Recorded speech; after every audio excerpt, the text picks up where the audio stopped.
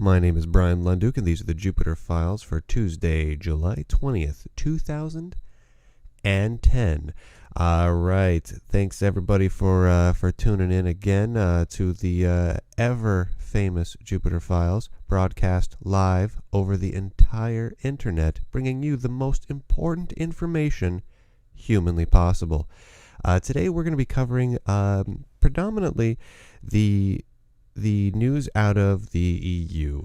There is a politician from the European Union who has put out a public declaration that the various members of the EU the various governments within the EU have documents which that show that there is a documented presence of UFOs throughout Europe. He's calling for a declassification of any and all documentation regarding those UFOs, and that's kind of exciting. I stop though for a minute because the individual in question is a gentleman named Mario Borghezio. Let me pull up a fancy picture here of him for you. Mario Borghezio is there we go. Here's and there goes the intro again. That's the brilliance of live streaming. Stuff just doesn't work quite right. There we go. All right. So this is Mario Borghezio.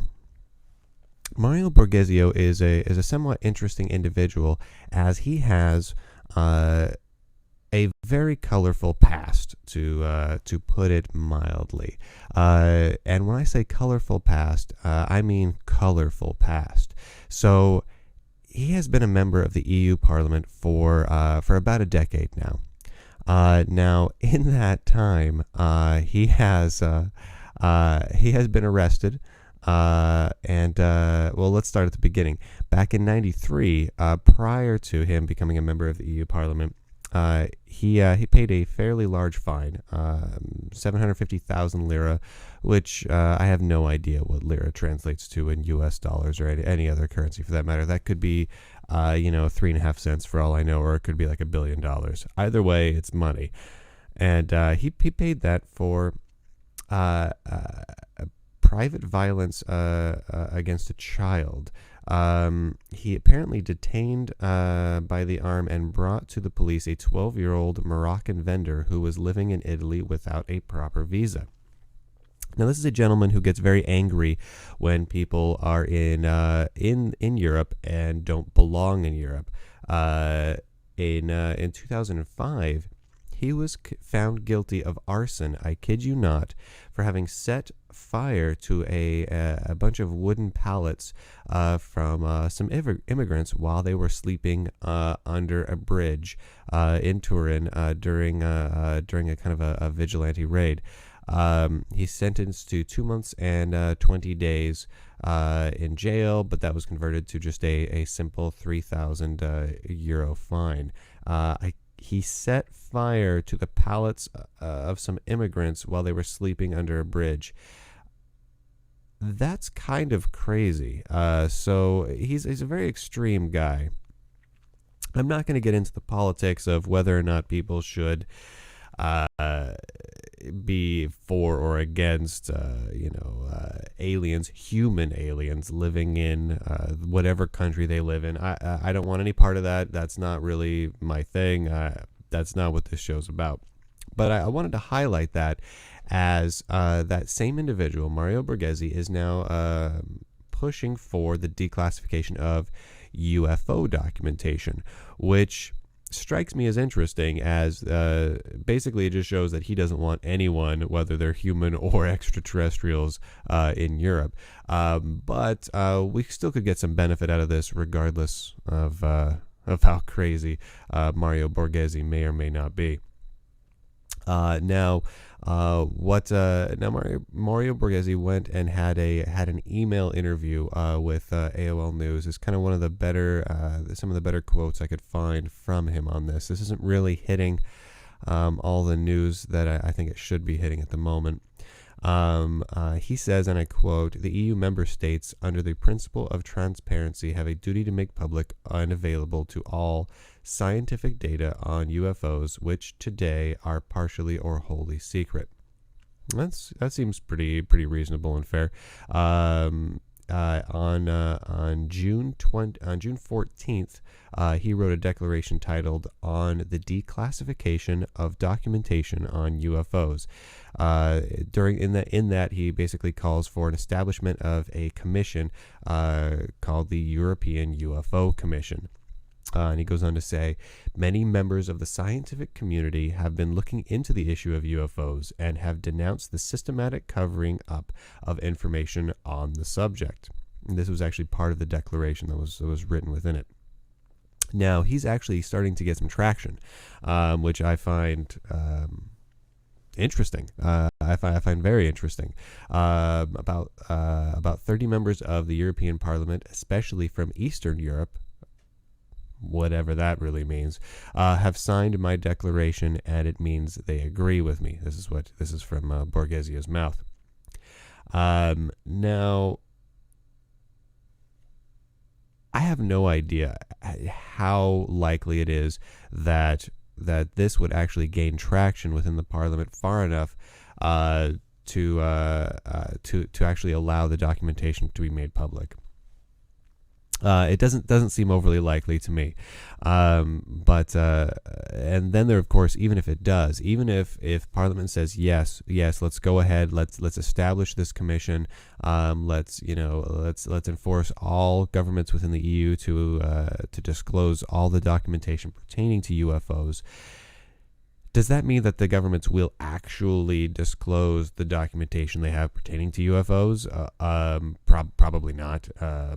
And even if they did, would there be that documentation that this individual and I think many other people assume is there? That's another big unknown. But it is a nice step. I just kind of wish that someone other than someone who lights fire to the wooden pallets of immigrants were putting forward this sort of proposal. That's doesn't exactly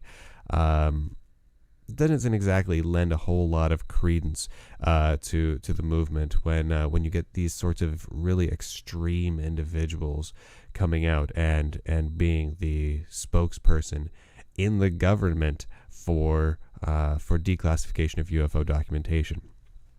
We've had a similar problem here in the States. I mean, over the last 30, 40 plus years, we've had a lot of people come out and say, we really need to declassify this documentation. This is important. A good example is Henry McElroy Jr., who let me see if I can pull up some information, a little Wikipedia on him here, just so you can get a picture of him. But he came out. He is basically a former legislator. He came out here in the States from, I believe it's New Hampshire. I can't remember what state he was from. But he came out and spoke. He created this video. A very YouTube-esque video. In fact, you can find it on YouTube. If you just go and look for Henry McElroy, you'll probably find it right near the top. Search for Henry McElroy UFO, and you're sure to find it right at the top. But it's only about an 8 or 9, maybe 10-minute video.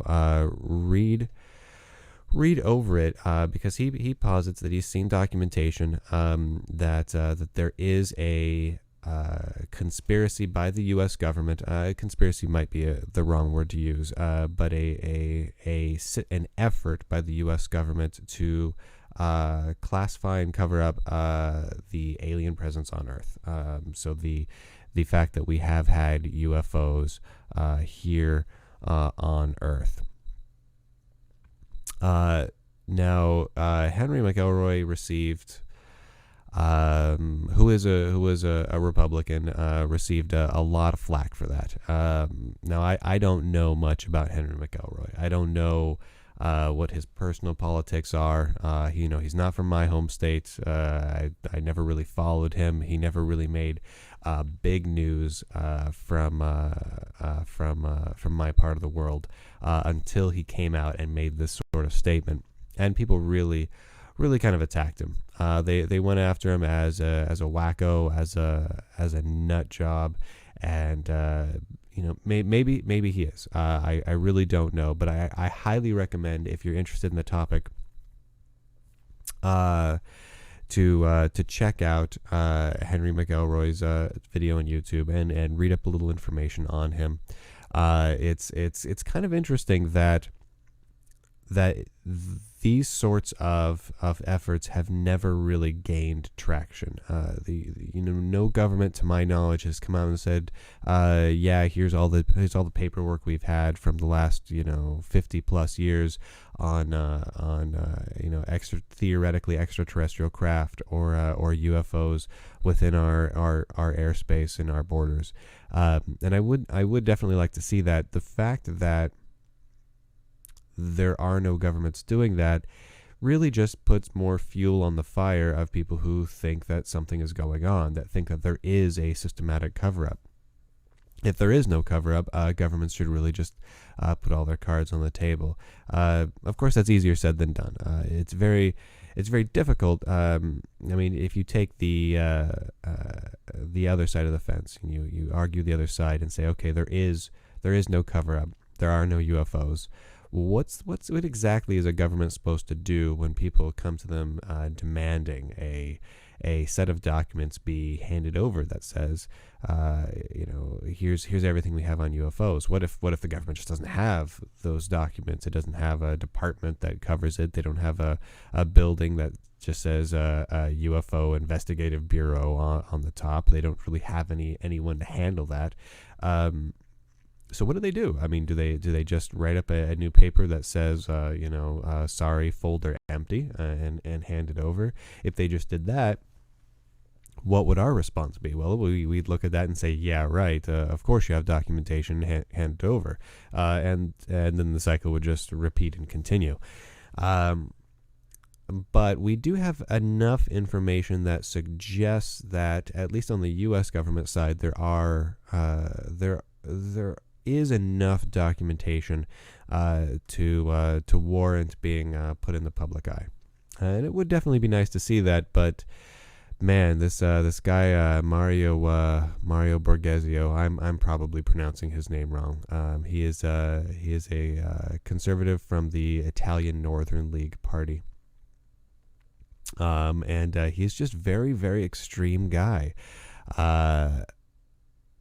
But he claims, and I quote, "Yes, I know that some of them," referring to some of the countries in the EU, have secret UFO files. That's a pretty straightforward statement, but he doesn't really say why he knows that. Is it just that he assumes that, and it just seems like such an obvious assumption to him that he can declare that he knows it, or is this the fact that that he has some sort of personal inside information? He goes on to say, just out of curiosity, I find it interesting. He goes on to say, "I do not embrace any one thesis.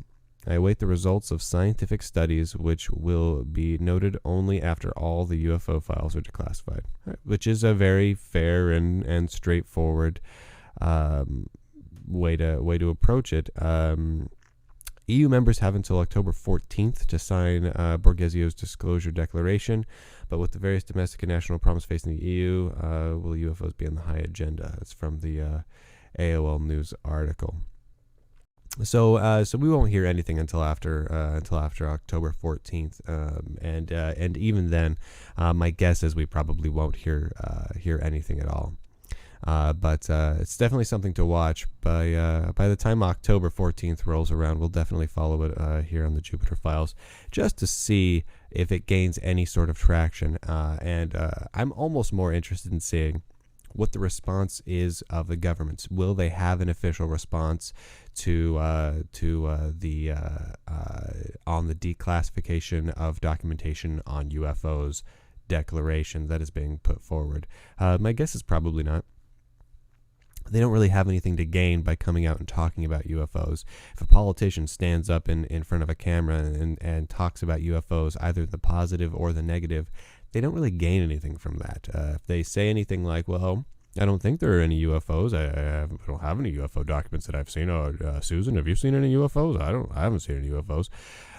Some people are going to think that they're crazy just for talking about UFOs and then not vote for them. And then other people who are convinced that there are UFOs are annoyed that they're part of the vast conspiracy to cover up UFOs, and then they're not going to vote for them. So politicians are just going to avoid the topic more than likely completely.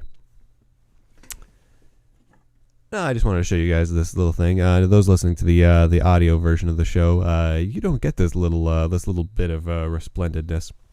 But this has nothing to do with news. But right here, I just finished up a piece of cross stitch. Yes, that's right. Bryan of Jupiter Broadcasting does cross stitching. But I did a little Space Invaders scene.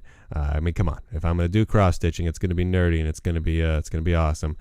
Basically, it's a little Space Invaders thing and a little H.G. Wells quote in the middle of it that we can never anticipate the unseen good or evil that may come upon us suddenly out of space. I love that quote, and that generally sums up my personal viewpoint on aliens. That single quote is that we don't know and we can't anticipate it. At least we can't at this point. And I mean, how would we be able to? Even if there have been no UFOs landing here on Earth, even if no beings from other planets, no ships from other planets have ever come here, how would we know when they were about to? Even if they were tomorrow going to land in downtown New York City, right in the middle of Times Square, and hop out with a giant pink fedora, or heck, let's say they look just like Shriners, and they're in those little Shriner cars, and they've got totally awesome cowboy hats on with rhinestones and everything, and they come out of their ship and they come cruising around, and music that is oddly reminiscent of the Bee Gees is playing, and they're having a great time. They're just whooping and hollering, and they're the loudest, most boisterous, happy-go-lucky aliens in the entire universe. How would we know they're about to arrive? I mean, we're not going to get a telegram about it. We can never anticipate it. We can never really know when to expect it, unless their ship is just so monstrously large that every telescope on the planet sees it because it's like blocking out the moon or something. We're just simply not going to see it. That's just the way it is. So I find the topic highly interesting, for certain. Now, personally, I have certain beliefs which I'm going to keep to myself for the moment, in regards to some of the theoretical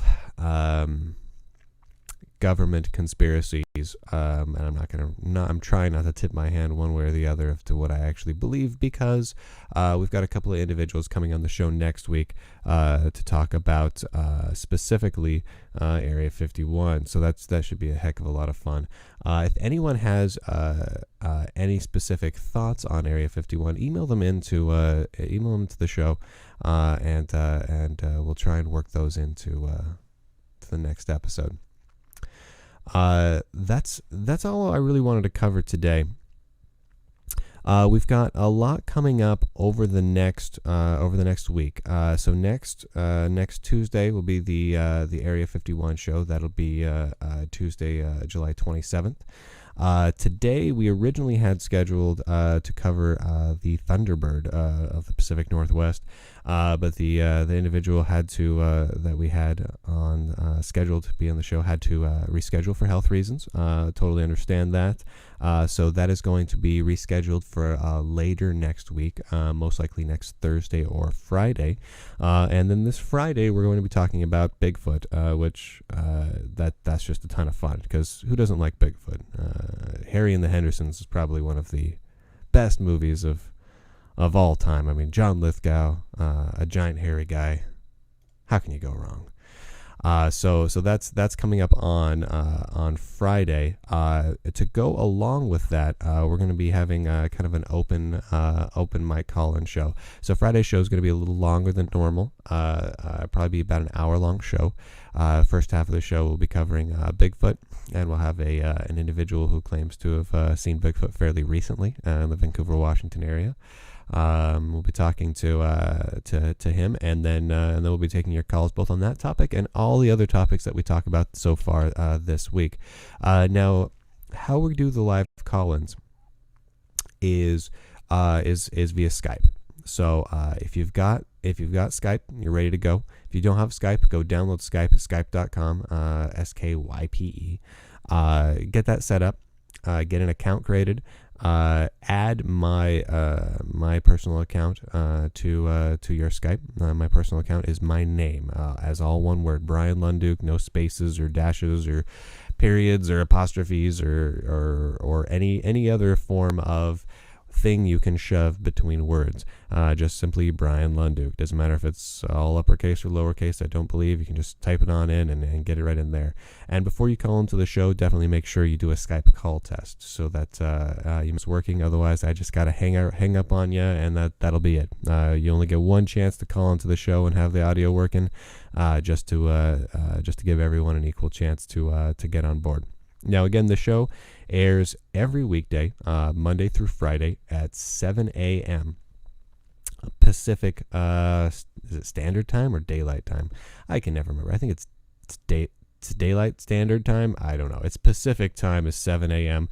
I believe that means that we're on over on 10 a.m. on the East Coast of the United States. And you can also find a little more information with probably some more accurate time zone calculators over at lunduke.com. That's my personal blog.